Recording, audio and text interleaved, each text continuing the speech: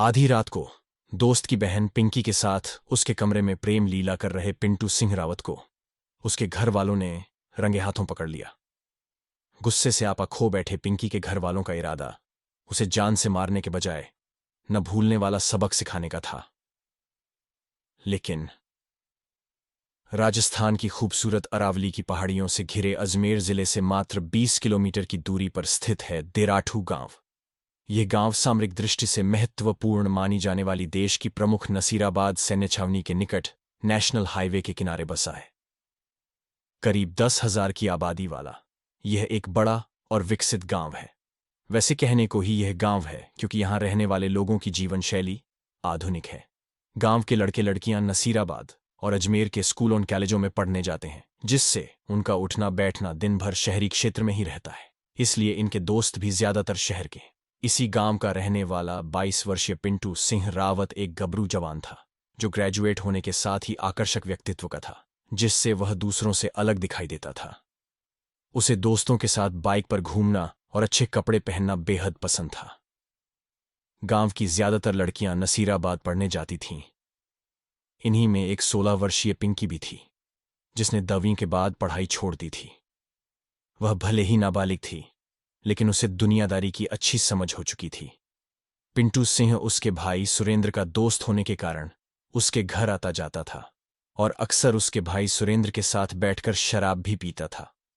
पिंटू दरअसल पहले सुरेंद्र का दोस्त नहीं था, पर जब उसकी नज़र सुरेंद्र की छोटी बहन पर पड़ी तो उसने उससे दोस्ती कर ली।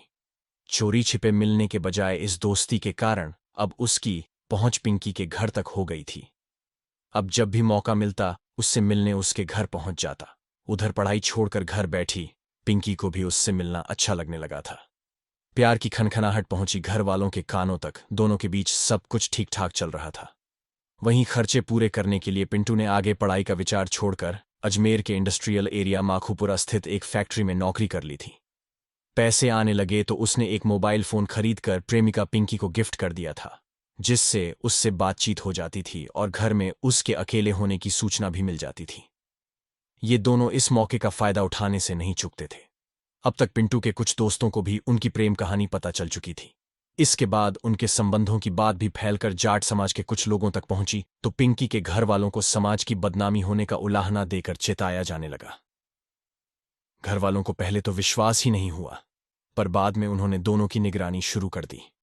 पिंटू इस सब से बेखबर था और आते जाते सुरेंद्र से मिलने के बहाने उसके घर के चक्कर लगा लेता था।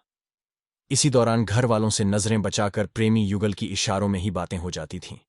इससे पिंकी के घर वालों को शक हो गया। इसके बाद वे गुस्से का घूंट पीकर रह गए।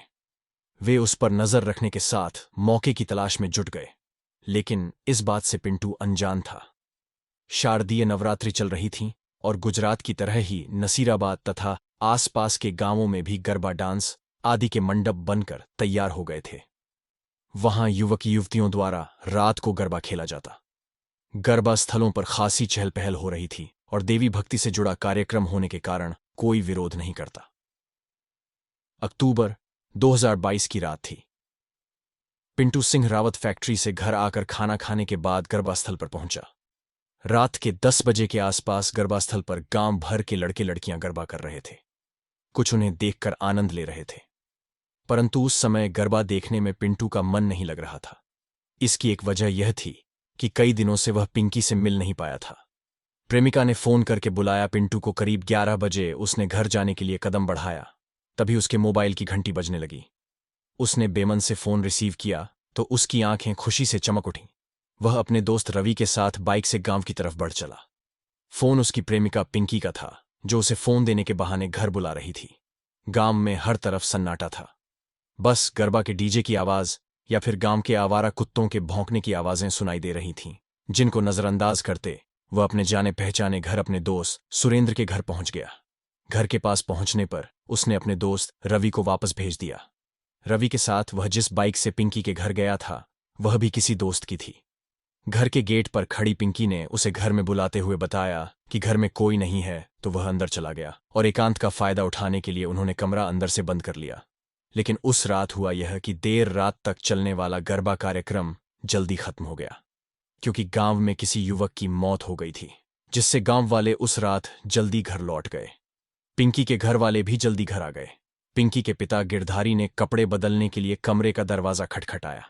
देर तक खटखटाने पर दरवाजा न खुला तो घर के अन्य लोग दरवाजे पर आ गए। काफी देर बाद पिंकी ने दरवाजा खोला और बोली, नींद आ गई थी। ठीक है, कहकर गिरधारी कपड़े लेकर वापस जाने लगा। तभी उसकी नजर पलंग के नीचे रखे मर्दाना जूतों पर पड़ी तो उसका माथा ठनका। उसने कमरे की तलाशी लेनी शुरू की तो कूलर के पीछे घबराहट में छिपा बैठा पिंटू सिंह दिख गया। उसे देखते ही गिरधारी सारा माजरा समझकर गुस्से से आग बबूला हो गया। इसके बाद उसने पिंकी को दूसरे कमरे में बंद कर दिया और अपने भाई प्रधान और हनुमान जाट को फोन कर बुला लिया, जो खेत के कुएं पर बने कमरे में ही सोते थे। डर के मारे पिंटू के हाथ पांव फूल गए। उसे भागने का कोई मौका नहीं मिला। उधर भाई प्रधान जाट और हनुमान जाट के आते ही गुस्से से पागल हो रहे पिंकी के घर वालों ने मिलकर पिंटू के मुंह में कपड़ा ठूंसकर हाथ पैर बांध दिए। इसके बाद उन्होंने उसकी बेरहमी से पिटाई शुरू कर दी। इस दौरान पिंकी की मां ने भी इलेक्ट्रिक प्रेस पिंटू की पीठ पर सटाकर चमड़ी झुलसा दी। पिंटू सिंह असहनीय दर्द से तड़पता रहा और सभी लोग उसे तरह तरह की यातनाएं देते रहे। मुंह में कपड़ा ठूंसे जाने के कारण उसकी चीख भी बाहर नहीं निकल सकी। इस दौरान दूसरे कमरे में बंद पिंकी ने पिंटू को बचाने की कोशिश करते हुए उसके दो दोस्तों तथा अपनी सहेली को फोन कर बताने की कोशिश भी की, लेकिन आधी से ज्यादा रात गुजर जाने के कारण किसी ने भी उसका फोन रिसीव नहीं किया। गुस्से से उबल रहे गिरधारी ने पिंकी की मां को भी पिंकी के कमरे में ही बंद कर दिया।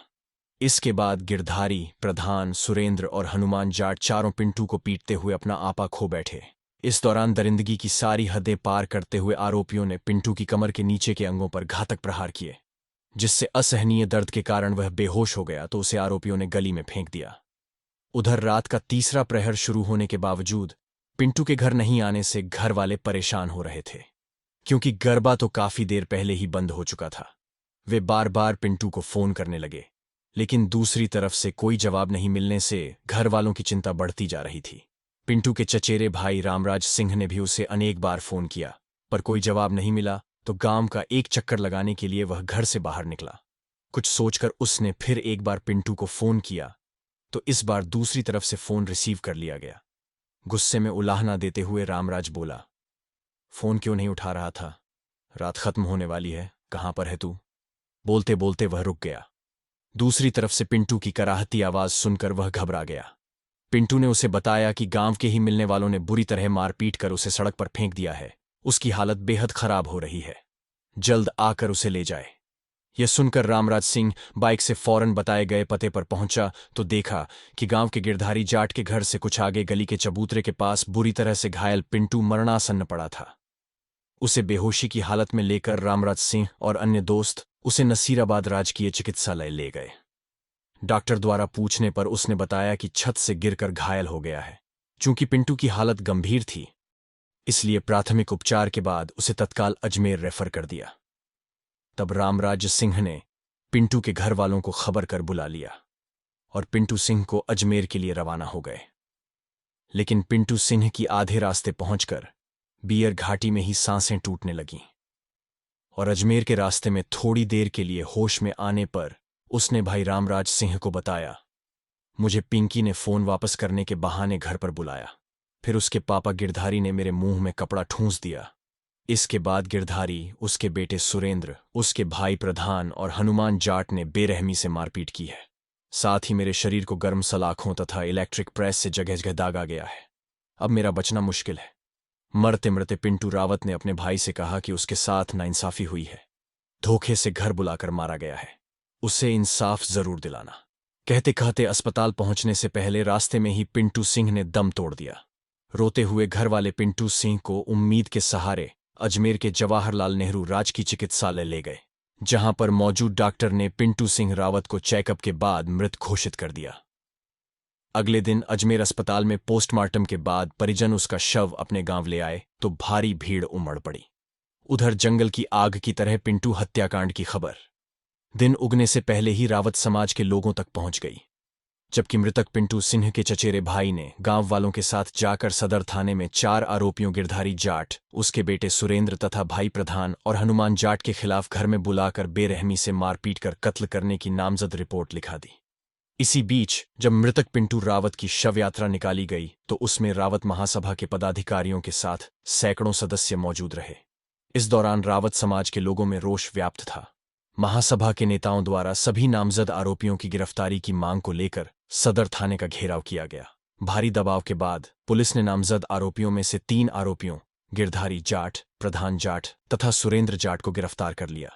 लेकिन हत्याकांड के चौथे आरोपी हनुमान जाट को पुलिस द्वारा क्लीन चिट देते हुए हत्याकांड से बाहर ही रखा। पुलिस ने उसे गिरफ्तार नहीं किया। इस पर आक्रोशित होकर रावत महासभा के प्रदेश अध्यक्ष डा शैतान सिंह रावत ने अन्य पदाधिकारियों के साथ कलेक्टर अंशदीप सिंह तथा एसपी चूनाराम जाट को झापड़ देकर चौथे आरोपी हनुमान जाट को भी गिरफ्तार करने की मांग की। इसी मांग को लेकर उन्होंने अन्य सामाजिक कार्यकर्ताओं के साथ अजमेर रेंज के आईजी रूपिंदर सिंह से मुलाकात कर पुलिस जांच में पक्षपात करने का आरोप लगाया।